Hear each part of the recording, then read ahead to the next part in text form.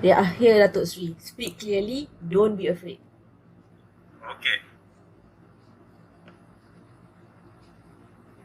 Assalamualaikum, Datuk Sri. Waalaikumsalam. Have a seat. So, how are you? We are fine, Datuk Sri. Are you busy? Sorry to disturb you, but this is important.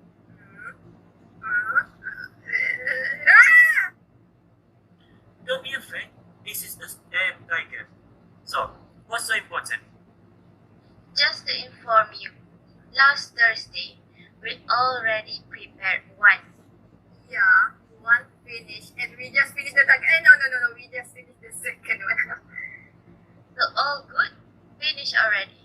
Tomorrow can brief. Then 380. Good, good. You guys very good. Thank you. Nancy already fixed the whole body for the briefing, right? Basically, the write-up of both are ready. Tomorrow send back, send to them and ask for 1 week. Thanks guys.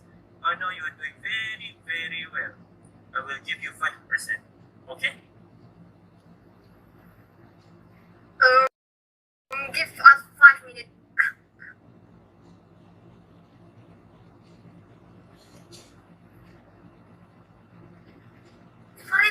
Is too little. We have working hard for this 2 weeks for 2 weeks. 5%. Don't be silly. 5% is huge. Now 5% then Now we should agree first. Look at tomorrow meeting. We explain to the task that all this are our work. We will have a good name and 900%. Yes, correct. Come.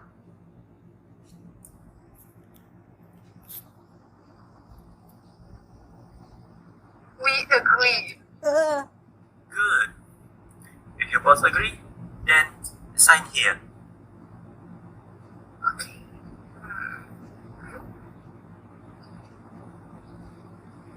A few moments later. What?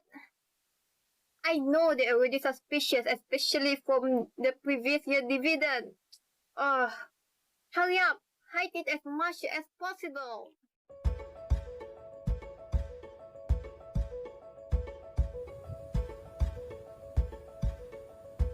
Our group topic is Tabung Haji scandal, which is high-profile case. The team member consists of me, Dayang Syahirah, Muhammad Bazli, Nur Najihah, and Nuraliza. Okay, first let me explain what is illegal dividend. So illegal dividend is a situation where a company distribute the dividend to their shareholders while the financial account is in a loss situation. A company only can declare a dividend to their shareholders when they have a sufficient profit which is total revenue is exceed their total expenses. So the rule regarding the dividend payment is laid down in the Companies Act 2006. It stated the dividend or distribution to the shareholders only can be made out of the profit available for the purpose. However, there are some companies or corporations that accidentally pay dividend by declaring them based on their account balance rather than profit without them checking their management profit level first. At the end of the year, when the corporation tax calculated their net revenue, they realized that their net revenue is reduced due to the dividend paid. This situation indicates that the company distribute the illegal dividend to their shareholders. Before a company declare a dividend to their shareholders, the director of a company should check their profit, whether they have sufficient profit or not to distribute the dividend to their shareholders. So these are the accused profile. The first one is Datuk Sri Abdul Aziz Abdul Rahim, the former Tabung Haji chairman, the former chief executive officer, Tan Sri Ismi Ismail and Datuk Sri Johan Abdullah, and the other trustee, Datuk Adi Azwan and Datuk Rozaida Omar. Okay, now we're going to take a look at the accused profile. The first one is Datuk Seri Abdul Aziz bin Abdul Rahim, and he is 55 years old. He is a Malaysian politician and served as a member of parliament for Baling since 2013. In 2011, Abdul Aziz became a director of Tabung Haji. In 2013, after his election in the parliament, he became the Tabung Haji chairman. However, in 2018, he resigned as a chairman of Tabung Haji due to the change of ruling government of Pakatan Harapan. Next, Tan Sri Ismi Ismail. He is a senior general manager of finance at Tabung Haji from December 2001 until November 2003.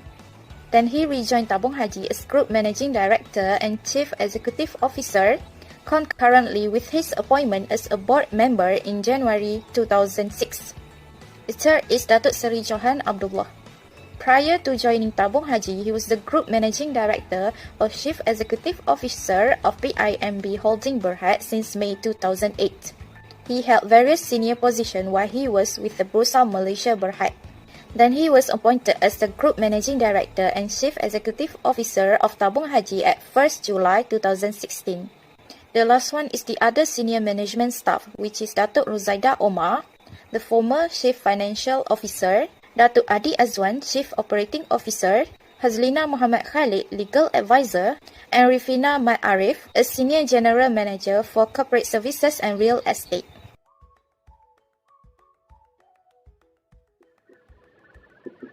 Case summary. This case is regarding the Tabung Haji that was found distribute illegal dividend to their solicitor from 2014 until 2018. This problem has been found out by the Pakatan Harapan. Islamic Affairs Minister Mujahid Yusuf Rawal reported this issue in the Parliament in 2018 by presented the analysis on 2017 of the Tabung Haji financial account. The analysis showed that there is a hole of 4.1 billion ringgit. So he questions how the Tabung Haji get the money to pay the dividend when their financial account is at loss. The investigations by the PwC, the independent auditor found the asset and liabilities, was wrongly reported in the financial statement for year 2017. The total assets 17.3 billion and the total liabilities is 74.4 billion. We show that the total liabilities exceed the total assets.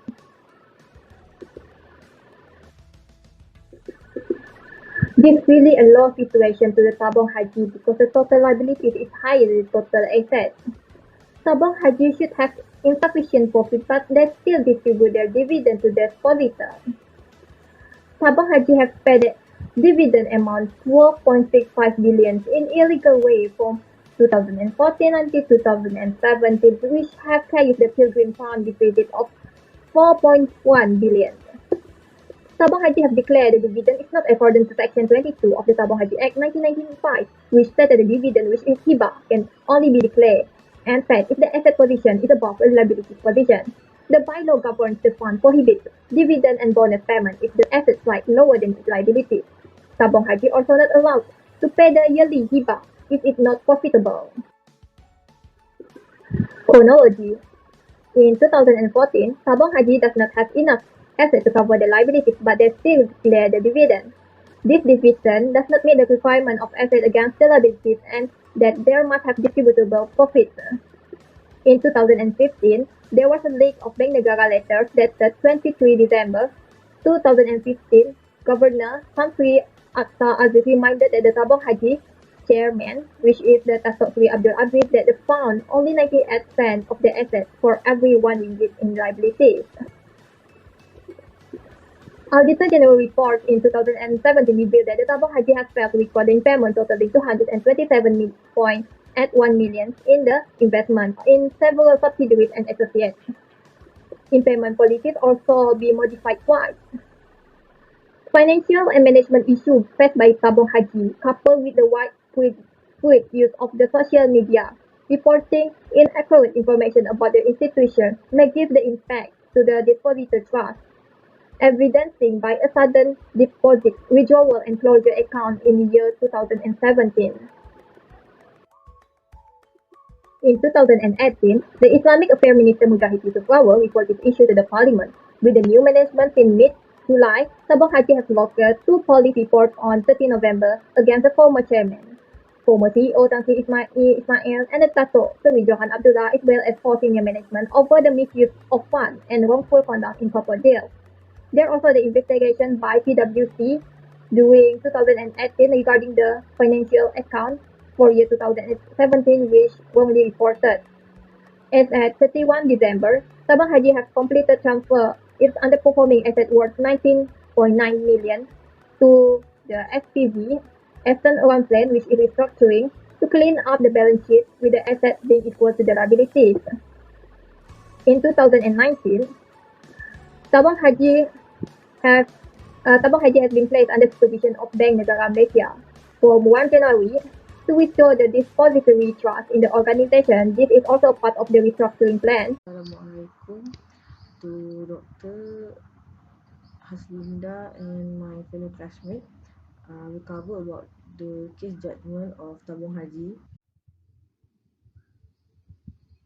November 2018, lodged two police reports against its former chairman, Datuk Sri Abdul Aziz Rahim, two former chief executive officers, CEOs, Tan Sri Ismi Ismail and Datuk Sri Johan Abdullah, as well as his senior management.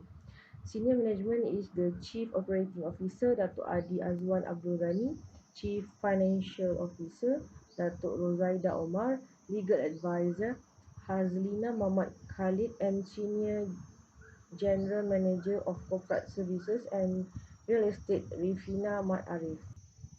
On 7 August 2019, Kuala Lumpur Session Court set 25th September and 11 October to hear the corruption case. However, after the announcement, the Deputy Public Prosecutor Azlinda Ahad said the prosecutor will apply to transfer the case from the Session Court to the High Court. On 11 December 2020, Datuk Sri Aziz had filed the application to strike out the 13 charges, claiming that the charges were defective, groundless, and made in the bad faith. But then on the 12th March 2021, High Court Judge Datuk Muhammad Jamil Hussein dismissed the application, ruling that the charges against the accused were not defective and the prosecution against him was in accordance to law.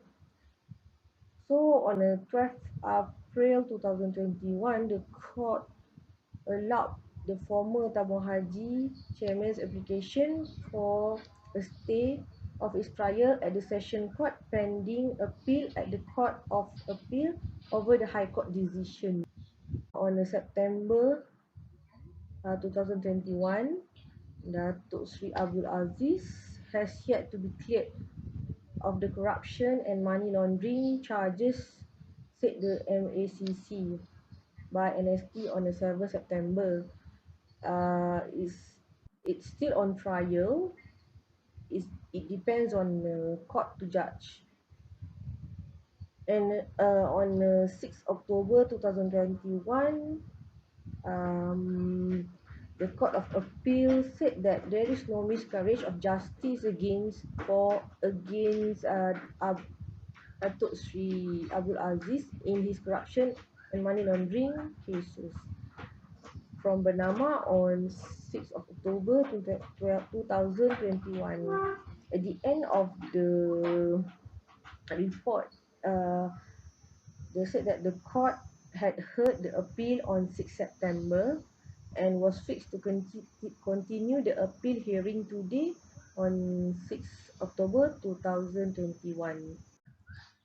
So now I'll cover about the effect of the case. First of all, it tarnished the reputation as the first Islamic financial institution in Malaysia. Once the reputation have been tarnished, it will lead to the public confidence with the depositor and the investor who lost the confidence in Tabung Haji, and then resulted to 394 depositors who closed their account because of loss in trust of the Tabung Haji.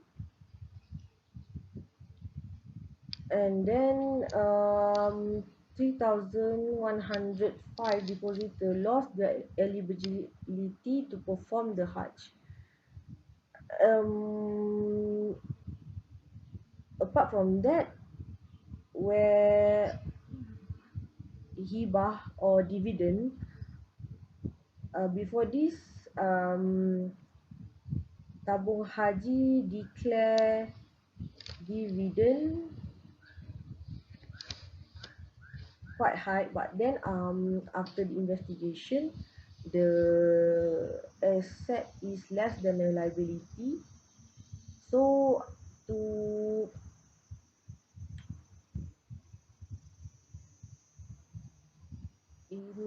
in order to improve their financial, it is difficult for Tabung Haji to continue to give high hibah and subsidy tradition. And then in a social media,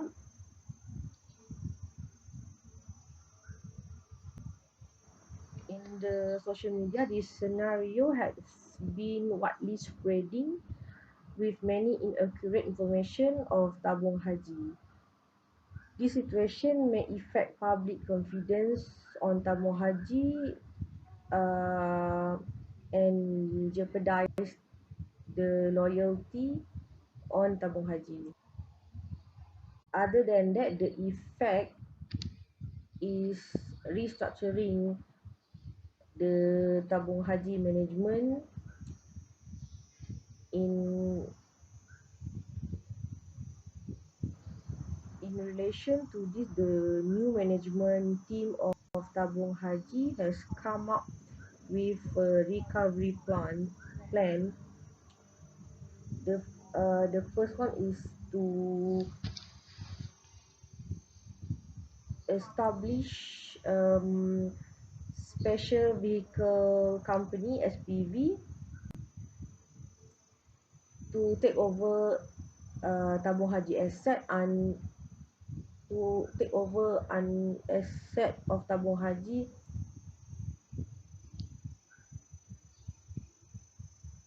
is a plan to have a clean balance sheet with assets being equal to liability.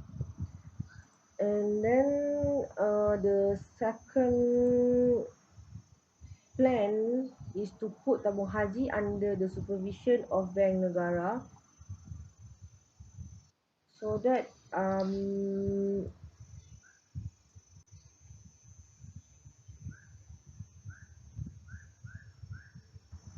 the Bank Negara will know the activity of Tabung Haji. With the new management, because of lack of experience and not good at governance, the stock price dropped. Also, the unit trust is being related. And then the new management declare the dividend percentage, which is 1.25%, which is the lowest in Tabung Haji history. The other effect is the Tabung Haji have a subscription of 10 million sukuk, which is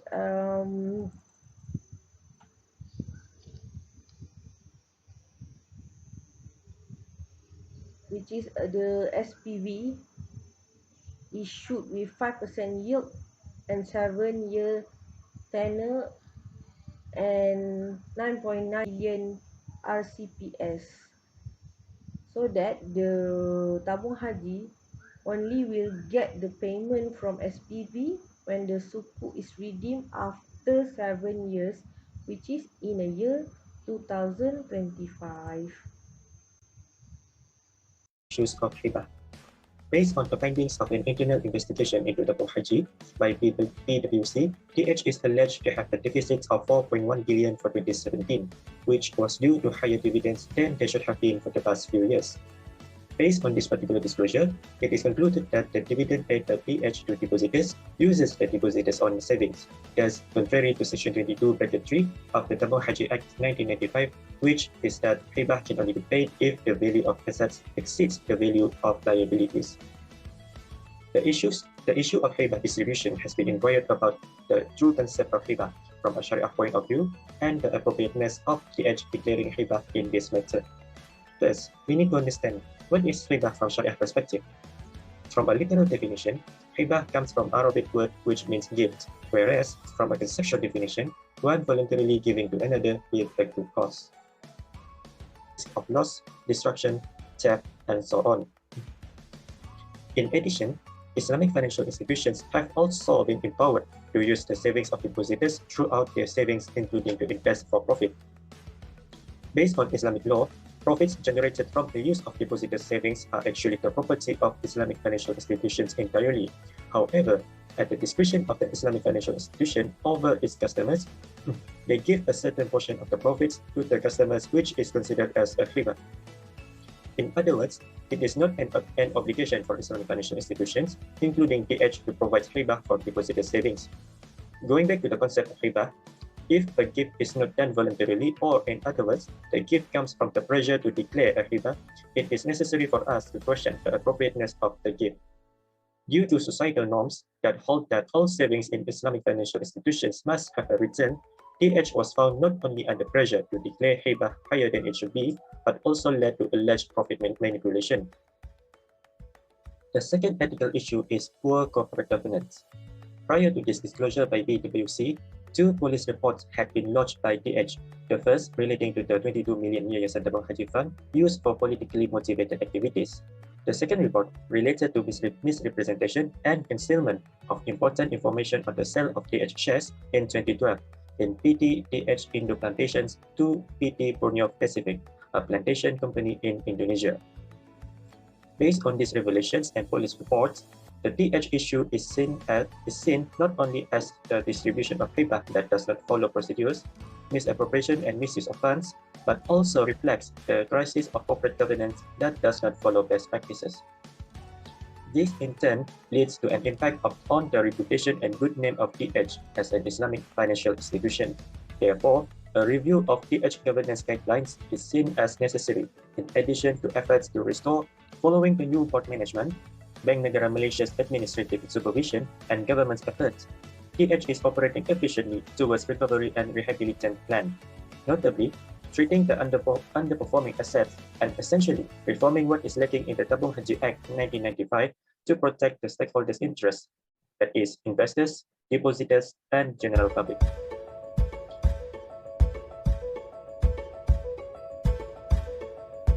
Thank you for your attention.